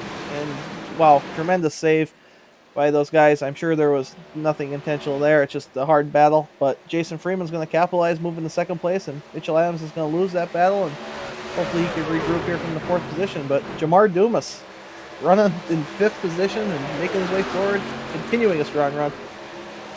Yeah, so Mitchell Adams going to drop back to the 4th position here. Lorello, after that contact, he's going to be your new race leader. But a little bit of damage on the Stay Tuned Sports podcast with Jimbo Machine. Gonna wonder if that's gonna open up an opportunity for Jason Freeman to get the race lead here as the lap count continues to wind down now. Gee, we're down to just 18 laps to go. And folks, let's see if we can get 18 likes on the video here tonight. If you're in the chat and you haven't already, hit the thumbs up button. Let's see if we can hit 18 here tonight. As Jason Freeman now lunges to the inside, almost contact again between the race leaders. As Freeman, the Mason-Dixon Cornhole number 20 and the Mason-Dixon Cornhole 150, side by side for the race lead. 17 laps to go. They almost have it coming together down the backstretch. And look at Ben Adams trying to pounce on this one, G. We're going to have a run into the finish if we stay green flag. Well, for any of us that watch Jason Freeman race on Tuesday nights, we know he's capable of a slide job here, but he actually gave James some room there because he wasn't clear, and we'll see if he can complete the pass. But as long as Jason Freeman's check cleared for his race sponsorship, I would have zero problem with him taking this checkered flag home. But Ben Adams and Mitchell Adams and James Lorello and, hell, anybody else in the field, Peter, they're not going to let them get away with it that easy. And look at Jamar Dumas, your pole sitter now, creeping back into the picture in the 5th position. Are these drivers going to run out of tire as the lap counts flying down? I don't know. We're down to just 15 laps to go as they flash by the start-finish line right here on the front stretch. It is currently Freeman, Adams, Lorello, Mitchell Adams in 4th. That's Ben Adams sitting in 2nd, and Jamar Dumas in 5th. Jeff Price in the back channel productions, number 14, sitting there in 6th. Then back behind him, Casey Brunson, who was up near the front of the field earlier, he's worked his way back up towards the top 5. He's going to lose a position. However, as I say that to Barrett Bishop, maybe I should keep my mouth shut. Kevin Stone now looking underneath Brunson's number 10, and Chris Cabot in the number 42 is there in front of him. Then you got a gap back to that driver right there in the number 12 machine. Some good racing back here. Andrew Himmelman in the number 8 is in that group. Shane Ewing is back there. Tom Boren is back in the number 31 machine. He's down in the 17th spot. Definitely not going to be the night that he has been hoping for if he stays there, but still a long way to go. That'll be 13 laps to go this time by, but definitely, G, the lap count is waning here at Atlanta Motor Speedway. The lap count is waning. The trucks are getting tighter and tighter and tighter, and the passes are going to be harder and harder to make, and we'll see what Freeman does from the lead with Ben Adams looking underneath. To me, as these runs go on, it has to be getting harder and harder to pull these passes off from the bottom lane without pushing up into the leader. And I'm sure these guys want to race clean. As we see a little bit of lag there, or some sort of issue graphically as we jumped on board here with Ben as he looks to get to the lead here in turn 3 and 4. So on board right now with Ben Adams. He's trying to hunt down the number 20, Jason Freeman, right in front of him. You see a couple of lap trucks up ahead. Hopefully they don't play a part in this run into the end of the race. Looking out back of Jason Freeman, look at that big gaggle of trucks not all too far away. Of course, the number 5 of Adams looking to the inside, not able to do anything just yet. Third place, you can see him right there in the chrome black and green machine. That is James Arello. Mitchell Adams back behind him. Then Jamar Dumas is in that group. Barrett Bishop, who has gained 17 spots since the drop the green flag in the number 4 machine. Very quiet night for Barrett Bishop. There he is in that number 4 truck. He's running that inside line, and Garrett, I think he's just cracked the top 5 for the first time here tonight. Do we have a battle for the race lead? It sure looks like it. It's Ben Adams to the inside now of the Mason-Dixon Cornhole number 20 here as we come to 10 laps to go, just 15 miles here in Atlanta Motor Speedway. These guys running side by side. It's good news for everyone behind them, but it looks like Freeman used that momentum on the high side like I was speaking to earlier. It's going to be so hard to make that pass on the bottom lane. But Bishop using the top of the track now, keeping his good run going, looking to get some more into the top 5, going for 4th and 3rd place here. He might get them in the same lap. And Casey Brunson and the 14 Jeff Price, they start to go around on the backstretch. Is this going to bring out a caution? They're on the bottom side of the racetrack here, G. No caution just yet. Still no caution. We stay green flag. They're off the racing surface. And we're down to just 9 laps to go. Let's dial up and see what happened here on the 3-wide TV replay. Yeah, let's look at this, Peter. And I'm a little surprised that the yellow didn't come out, but the administrators must have felt that everybody was off the track and in no danger to anyone else out there. And we've seen it time and time again. Just 2 trucks getting a little too close out there, same real estate. And Jeff Price is going to get shot into the wall, and good job by everyone else not getting involved in this as well. Yeah, it looks like Chris Cabot might have gotten into the back of the number 10 machine. Jamar Dumas might have got a piece of it as well, unfortunately. But the number 14 of Jeff Price, his night is going to come to a premature end. Meanwhile, out there on the racetrack right now, the battle for the race lead is continuing to rage on. Just 8 laps to go. We have stayed green flag, and then that has taken out a couple of the drivers inside the top 10. But these two have now separated themselves from the new 3rd place finisher. Caution flag, however, has finally come out. This must be due to something else here, G. Let's see what happened here. This is between a couple of drivers dealing with some lap traffic as, Robert Kinney gets kind of sandwiched there and gets turned towards the inside of the racetrack, and then, comes up the racetrack right in front of the 77 of Kevin Stone and gets turned around the 34 backwards on the racetrack. Last week's race winner from Daytona. Yeah, I think he's going to want to go back to Daytona after the night he's having. He's just a lap truck doing his job out there, trying to stay out of everyone's way, and top 5 competitors are just racing so hard for position, they get them involved in that. And our buddy Stone here, who always has bad luck in our races, does a good job getting through that, because that is usually the type of accident, not of his doing, that he gets involved in. But Peter, all eyes should be on pit road at this point. You are not going to win this race on old tires. If you do not have any, you're just out of it, buddy. They need to come take tires now. So some drivers are on pit road. Chris Cabot on pit road right now. Jamar Dumas, Tim Johnson. We know Tim Johnson has a fresh set of tires left. Here comes the number 4 of Barrett Bishop. He's just now coming off pit road. And it looks like Barrett must have had a fresh set of tires still left. So interesting that the number 4 still had a set left. I'm a bit surprised by that, honestly, with the fact that he was charging his way to the front. That could be really good news for the number 4 machine. Steven Kegman coming off pit road right now with a fresh set of tires. Fernando Matos coming off pit road with a fresh set. Bob Giaquinto, fresh set of tires on the number 23 machine. David Baton, I think he got a fresh set. Looks like Steven Doziak on pit road. Nick Chambrone just now coming down pit road in the 01 machine. So something might have happened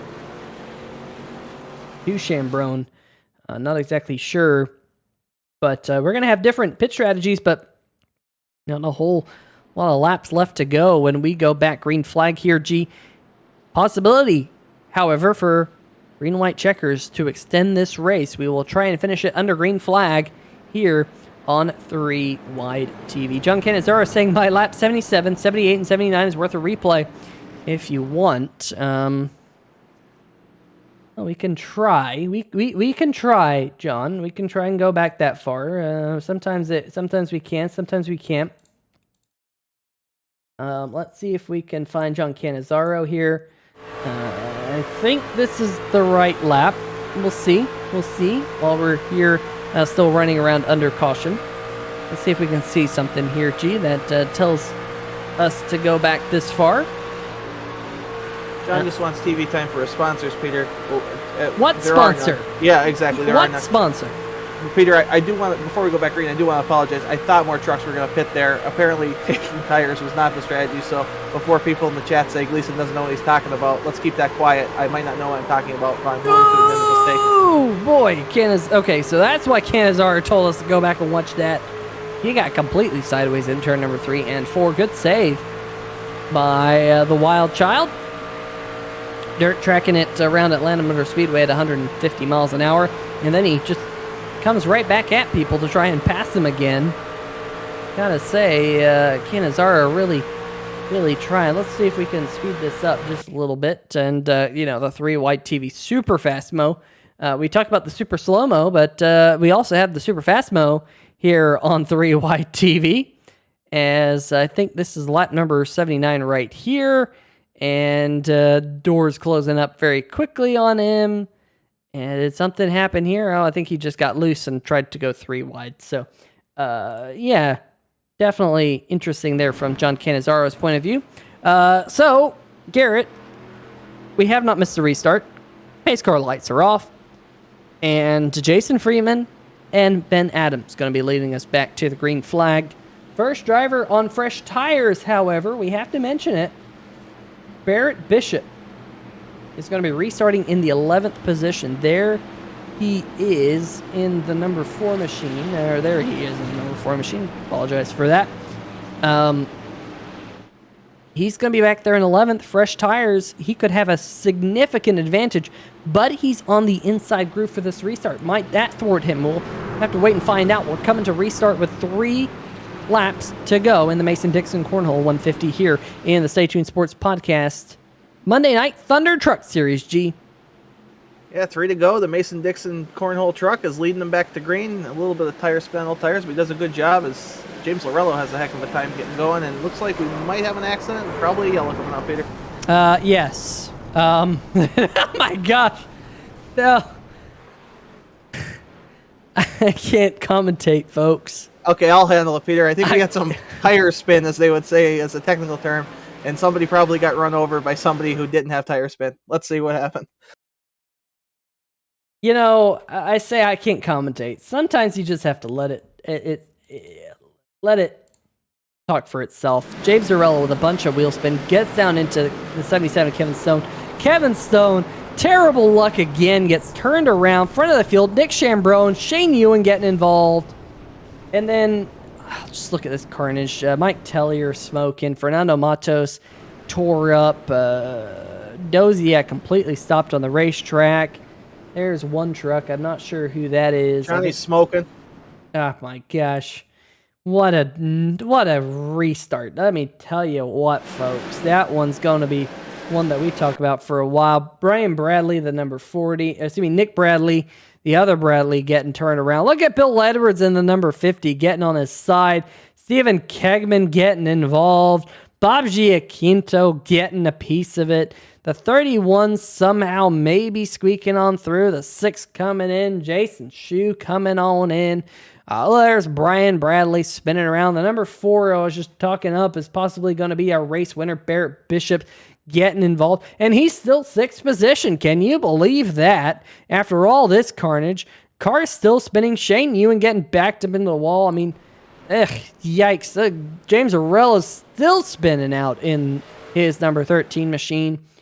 Holy cow. That was one of the worst restart accidents I have seen. Track blocked on board with Jason Shue. And, well, Jason, I thought he got a piece of it, but doesn't look like he did. Looks like he just made the front stretch into a complete slalom racetrack and somehow squeaked his way on through. Absolute insanity out there, Peter, and I can't help but laugh because I think to myself, this is why I delegated some of these series, so I don't have to be the one sitting and looking through all these replays tomorrow, seeing who's at fault, making enemies. I'll just wait for the final report on my desk, but it does break my heart to see some of these guys who were having good runs, staying clean out there, to get caught up in this, and our buddy Stone, like, we just pumped him up, and then, of course, he gets into something, and pretty much everyone behind the leaders got into that one, so I guess he's not in the minority, Peter, but I guess we'll maybe put this one in the highlight package at the end of the season for our Rex. Yeah, you know what? Tim Johnston, we've talked about backwards driving here tonight. Oh, man, got hit right there at the end. That's a shame. I was just about to say, Tim Johnston did an excellent job of backwards driving in his rearview mirror. He just pulls off the racetrack in all that madness. Let's see what happened here to our pole sitter, Jamar Dumas. He gets collected in it. Let's see if we can go back maybe a little bit further and get an onboard from Jamar Dumas's perspective, because this is going to be a very interesting restart right behind the number 40 of Nick Bradley, right alongside the number 60 of Brian Bradley. And, oh, man, yeah, just stuff happening there. And we're going to get an onboard with Bill Edwards, which I think Edwards is somehow still miraculously in the race here tonight. Boing, boing, boing. Have you ever talked about bumper cars? Have you ever enjoyed going to the bumper cars at, like, the fair or something? That's probably about as close as we're going to get in that. Now, this is probably one of my favorite shots of the entire night. My software that I use actually said that Bill Edwards was passing people for position when that was happening. So that is a pass and a half, and he gets kind of tagged there at the end, but somehow the S2R number 50 gets out of it without a smoking race truck. I imagine that's what Bill felt like when he was there when the Wright brothers first took flight, because he's so old, Peter. So, meanwhile, we missed the finish, Peter.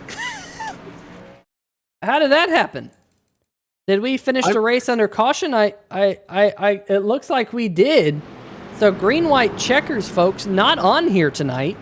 And Jason Freeman going to take the win under the caution flag behind the iRacing pace car, which headed down pit road right there. And confusion happened with half the field staying out, some of the field coming down pit road, giving up their position. I don't know if they knew what was going on, but trucks everywhere on the racetrack. John Cannizzaro spinning up the racetrack.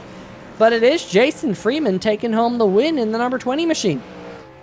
Well, Peter, doesn't matter how it happened. It did happen. And Jason Freeman brought home the number 20 Mason-Dixon Cornhole Chevrolet to the finish line first tonight in the Mason-Dixon race.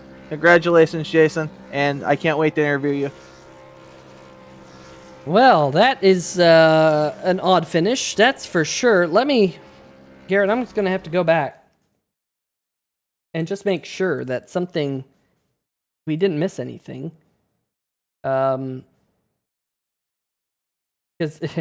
don't believe we did, because it said the checkered flag came out with the checkered flag came out with the green flag is what I'm seeing. So we did not miss any green flag. We did not miss a green white checker or anything like that. The race just legitimately ended under the caution flag. So that's a bit of a surprise, Garrett. Not sure if they didn't turn on the green white checkers or something like that. Yeah, Peter, I'm guessing that was a little bit of an administrative mishap there, and definitely something we need to tighten up for next week, because I was getting nervous that you and I were going to end up getting fired for missing the finish, and it just turns out there wasn't a finish under green. So as the consigliere of TNR and the owner, quote, of TNR, that would have been a really bad look for us. But hey, Jason Freeman, you'll take it any way you can get it. You'll take it any way you can get it. That is for sure. So a bit of a surprise there, and we'll have to get some post-race thoughts about that one from some of these drivers. But Jason Freeman, Ben Adams, and Mitchell Adams, a couple of the Adamses on the podium here tonight in the 3-Wide Racing League. We'll try and get an interview with each of them here tonight, and should be a lot of fun to hear what they each have to say about what was a very interesting finish here tonight on 3-Wide TV. And let's see, Garrett, let's see if we can catch up with tonight's third place finisher driver of the number 49 machine. A great return to the league. Mitchell Adams, G, take it away. Hey, Mitchell, heck of a run out there tonight. It was nice to have you in the field after missing last week. Just take us through how your night went, and did you have anything for the front two? I think I definitely did. I feel like I burnt a lot of my stuff up racing with James. I had a blast there running with him there toward the end. It was a really fun race. I didn't do so well in practice. Qualified midfield, I think around the 14th, 15th, so not too bad. But I didn't expect to be running up front tonight because I hadn't raced in a little while. So I was definitely pleased I got up there to go lead some laps. And really the setup, I struggled with it at first, but eventually it came to me and I really enjoyed it. Track Atlanta is just so much fun, and I think we put on a heck of a show. I know me and James were racing really hard, so I hope you all enjoyed watching that. Well, absolutely, Mitchell. It was a tremendous race to watch from this perspective, but I can only imagine what it felt like being down there. We had a lot of drivers comment on how tight the setup was. Did that hinder you at all during the race? There were times where I got tight. Toward the end, I made contact with James, I know, because I got tied up into 3. I got used to it pretty quick, though, and if you could get it to turn the center. It was just really difficult to do. I liked it. Long run, especially, I felt like it was really good. I expected it to tighten up. It kind of freed up a little bit for me, but I had a lot of fun. I know a lot of drivers were struggling, and it was tough, but I really had fun with it. Well, I'm glad you had fun out there. It was a good third-place run. We're headed to Nashville Fairgrounds next week, short track racing. Do you have any thoughts going to Nashville? I love short track racing, but I've never been there, so I'm looking forward to it. Well, before we let you go, congratulations on third place. Do you have any shout-outs? Yeah, thank you to you guys for doing the broadcast. Stay tuned Sports for sponsoring the series. I know we have Butt Kicker on board now, I believe. Anybody else that's a series sponsor that I'm missing, shout out to all of them. It's not possible. You, Garrett, TNR, just everyone that helps put this on, and looking forward to next week. Well, we look forward to having you in the field next week, and best of luck then. And I believe Peter Short has caught up with our second place finisher, Ben Adams. Yeah, I am catching up with Ben Adams as we speak there, G, but a really good run for the number 5 machine. Didn't have a really good qualifying run, but really showed pace in the race there late in the show. Ben, tell us about your night.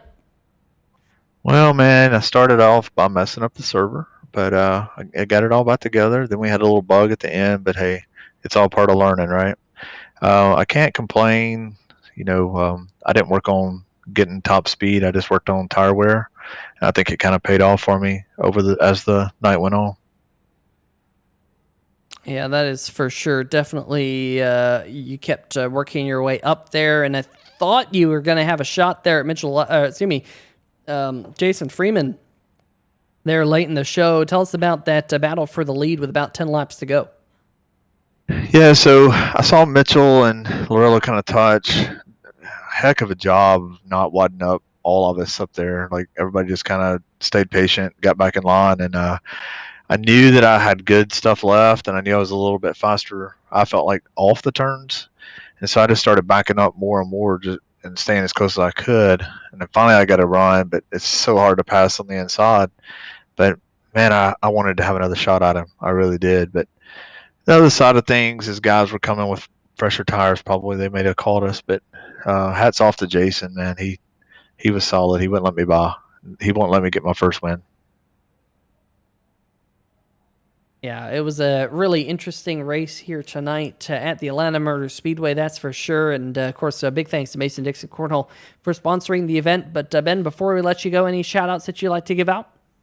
Yeah, my team, Some Shots Racing, TNR, Garrett Gleason and the guys for really putting a heck of a organization together. Butt Kicker, GTR Racing Simulators. For sure, Stay Tuned Sports and Jimbo. He's a huge part of this, and we appreciate him. And we got Butt Kicker coming back on board for the Butt Kicker Challenge starting next week. So we got that. So yeah, and then my wife, she's real patient. She cheers us on in chat. So proud to have her. And Drew for letting me finish ahead of him for once. That's a big deal. But and all my SimShot Racing teammates, we had a good run tonight.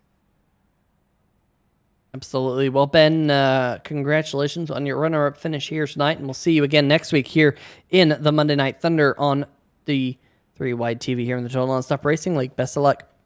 All right, thanks. All right, folks, that's going to do it with tonight's runner-up driver of the number 5 machine, Ben Adams.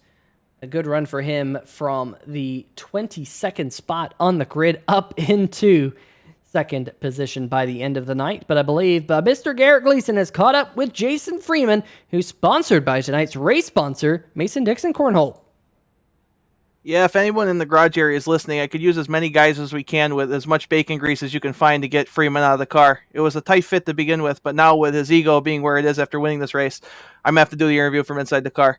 With that being said, Freeman, when I asked you to sponsor some races in this league, you happily volunteered and you put your name on this Atlanta race. You come home with the checkered flag. Tell us how your night went, buddy. Well, I've always been halfway decent at Atlanta. I wouldn't say great, and I was about a 10th off in practice there. Couldn't really find it, but I figured once it came race time, I'd be able to save some tire, get to the front there, and so I tried just riding up there, and I wasn't the fastest truck tonight. I feel like I was probably the third quickest. Lorello and Mitchell were definitely the two standouts. So I was just trying to save some tire and ride behind those guys and hope that they'd make a mistake. And lo and behold, here towards the end, that did happen. Well, Freeman, you did a tremendous job getting to that lead, but once you got to the lead, it almost seemed like it was going to be short-lived with the battle you were having with Ben Adams. What was your strategy when Ben was looking underneath you? Was it that you were going to give him the bottom and keep the top lane for the momentum out there? Yeah, I tried running the bottom at first, and I found that I just couldn't get off the turn. So he was running a little bit higher, I feel like, and catching me and be able to make that move to the inside. So once I moved up a little bit, I saw that he could get to my inside, but he couldn't clear me with the momentum. So I knew if he was going to pass me, I was going to have to make a mistake. Well, Freeman, we joke a lot about our relationship and our friendship, and I'm so proud to be up in the booth when you got this win. We talked before the season about how you were going to be a championship contender. You wanted this championship. You're really good at running the trucks, and I think it's safe to say you're probably on a level above most guys when it comes to running these trucks because you have so much experience. So next week we're headed to the Nashville Fairgrounds, a short track. Do you have any experience racing there, and what are your thoughts going into that race? Well, I think I've raced there once or twice here in TNR, and it's kind of, I don't think they were the cleanest of races with anybody. So I think next week it's going to be about survival of the fittest and keeping your truck clean. Yeah, like you said, I used to run these trucks all the time, but as you know, I had a baby back in December, so my time has been limited on here. Basically, just Monday nights and Tuesday nights for dirt, and every now and then if I can slide in for a couple official races or something, but definitely not on here like I used to be, but trying to get back into it, especially over winter here when there's nothing really to do and dark early. So hopefully I can find some speed and get quick again. Freeman, it's the problem of iRacing. You paid to sponsor these races, so you're actually out of pocket. There's no winner's purse, and you're putting all those renovations into your house, so I feel for you a little bit. But before we let you go, I have to thank you for everything you do for this league and congratulate you on this win. And the floor is yours if you want to give any shout-outs. Let everybody know where to find Mason-Dixon Cornhole, Mason-Dixon Esports. The floor is yours, buddy. Yeah, well, first off, big shout out to Stay Tuned Sports for sponsoring this league. Ben Adams, Andrew Mitchell, Jamar, I think they're all part of that. Garrett for the TNR deal as the president of all this. 3 Wide TV up in the booth. My teammate, Jason Graphix, is on a vacation this week, but he's helped me with a lot of tips and tricks. A lot of tracks get fast this season. So working with Jason Shu a little bit. I got him into iRacing here, so trying to get him up to speed. And so all those guys and what they do and what all you guys do up in the booth. Like Garrett said, you guys can check out Mason-Dixon Cornhole on Facebook. It's a cornhole league that I run. And Mason-Dixon Racing Esports. Haven't done too much on there. I got to figure out my settings so I'm not lagging and such. But other than that, I'll see y'all next week. Well, you certainly weren't lagging tonight, Freeman. Congratulations again. Go celebrate, and you'll probably actually go to bed because you have work early in the morning, but let's pretend you celebrate. Back to you, Peter. Well, what a great race it was, and how about the Mason-Dixon Cornhole machine getting the win in the Mason-Dixon Cornhole 150 here on 3 Wide TV here tonight. We do know, Garrett, that the reason for the premature end here tonight was the fact that the iRacing session unfortunately timed out. So that is the reason why we did not get to those green-white checkers there at the end of the race. So unfortunately, the race reached its conclusion based off of time. Hopefully that does not happen again next week. But let's see if we can bring up the final race results here tonight at the Atlanta Motor Speedway in the Mason-Dixon Cornhole 150. Jason Freeman taking home the win. Ben Adams coming home in second. Mitchell Adams going to come home in third. How about that? The Adamses, they're not related here, folks, but they definitely able to finish on the podium together. Andrew Himmelman going to come home in fourth. What a night it was for him in SimShots Racing. Look at that, second through fifth, with John Cannizzaro rounding out the top 5. Barrett Bishop in the 4 machine. He wanted to use those fresh tires. Not able to do so with that restart accident, but he's going to come home 6th nonetheless. Bradley Wilson 7th. Bill Edwards, James Orello, Kevin Stone rounding out your top 10 here tonight. Geez, Bob, what can you do you got to get into the top 10 first. You keep finishing 11th, 12th, and we can't say anything really too nice about you. So let's do a little bit better next week, Bob. Bob's coming home in 11th, Floppy in 12th. Floppy was caught up in that last wreck. David Batone had an eventful night, 13th place. I don't think he could be too sad with that. Gregory Gable bringing his number 96 home in 14th. Brian Bradley is rounding out your top 15. Our good friend Steven Doziak coming home in 16th position. Jeff Stewart brings the 72 home in 17th position. Chris Cabot leading the Goon Motorsports gang in 18th position. Jamar Dumas deserved much better than the 19th finishing position he got. And Nick Chambrone, who showed a lot of speed early, rounds out your top 20. Yeah, and I think I incorrectly said Jamar Dumas was the start of that final accident, but he's going to come home in 19th. Casey Brunson in 21st here tonight. Jason Shu 22nd. Stephen Kegman 23rd. Shane Ewing 24th. Vincent Valvano 25th. Nick Bradley 26th. Tim Johnson and Fernando Matos. Big shame there for Fernando Matos, who considers the Atlanta Motor Speedway his home racetrack there down in 28th. Robert Kenny going to come home in 29th. Rounding out your top 30, 4 laps down. It was a great night for Tom Boren and a tough break for him to come home in 30th there, G. Yeah, tough break for the rest of these guys as well, Peter. Josh Cox coming home in 31st place. He got caught up in that incident with his teammates there. Steve Bavacqua, 32nd. Johnny Williams, 33rd. Jeff Price, 34th. Jeff Price has a lot of speed all the time. Matthew Rodriguez, who thought he was driving a dump truck, had plenty of time to drive a dump truck after the race because he was 49 laps down.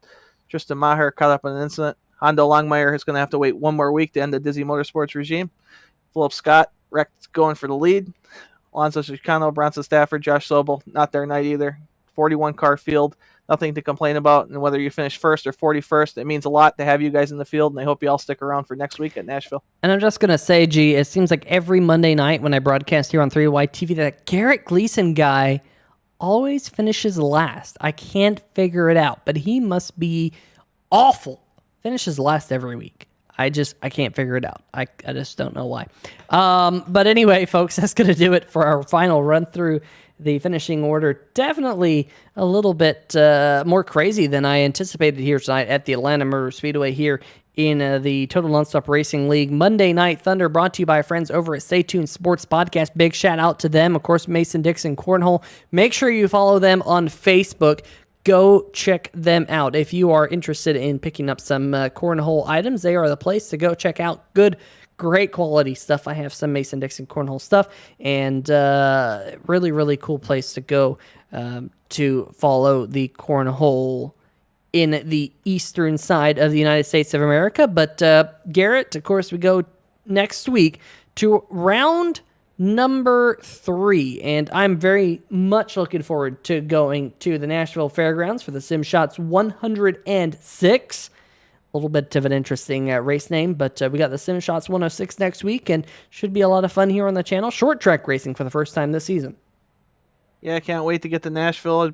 That's a home race for Andrew Himmelman, Ben Adams, and them, so we'll see what they have for the rest of the field as far as speed goes, but I can't wait to get there for first short track, and the first 2 races have not disappointed, and I'm sure the 3rd race will be no different, Peter. Yeah, that is for sure. Definitely going to be very interesting here over the next couple of weeks as the season gets into full swing here in the Total Nonstop Racing League. Stay tuned, sports. Monday Night Thunder here, folks. Definitely really cool to have that name. In my opinion, that's one of the best names that I have heard of here in sim racing. But I think that's going to do it for us here tonight. From the Atlanta Motor Speedway, I'm Peter Short and Garrett Gleason alongside me. Big shout out to our friends over at SimTV for the camera angles, and of course, thebuttkicker.com for sponsoring the Butt Kicker Challenge, which will be in effect next week. But until we see you guys at the Nashville Fairgrounds, stay safe and all that good stuff, and we shall see ya!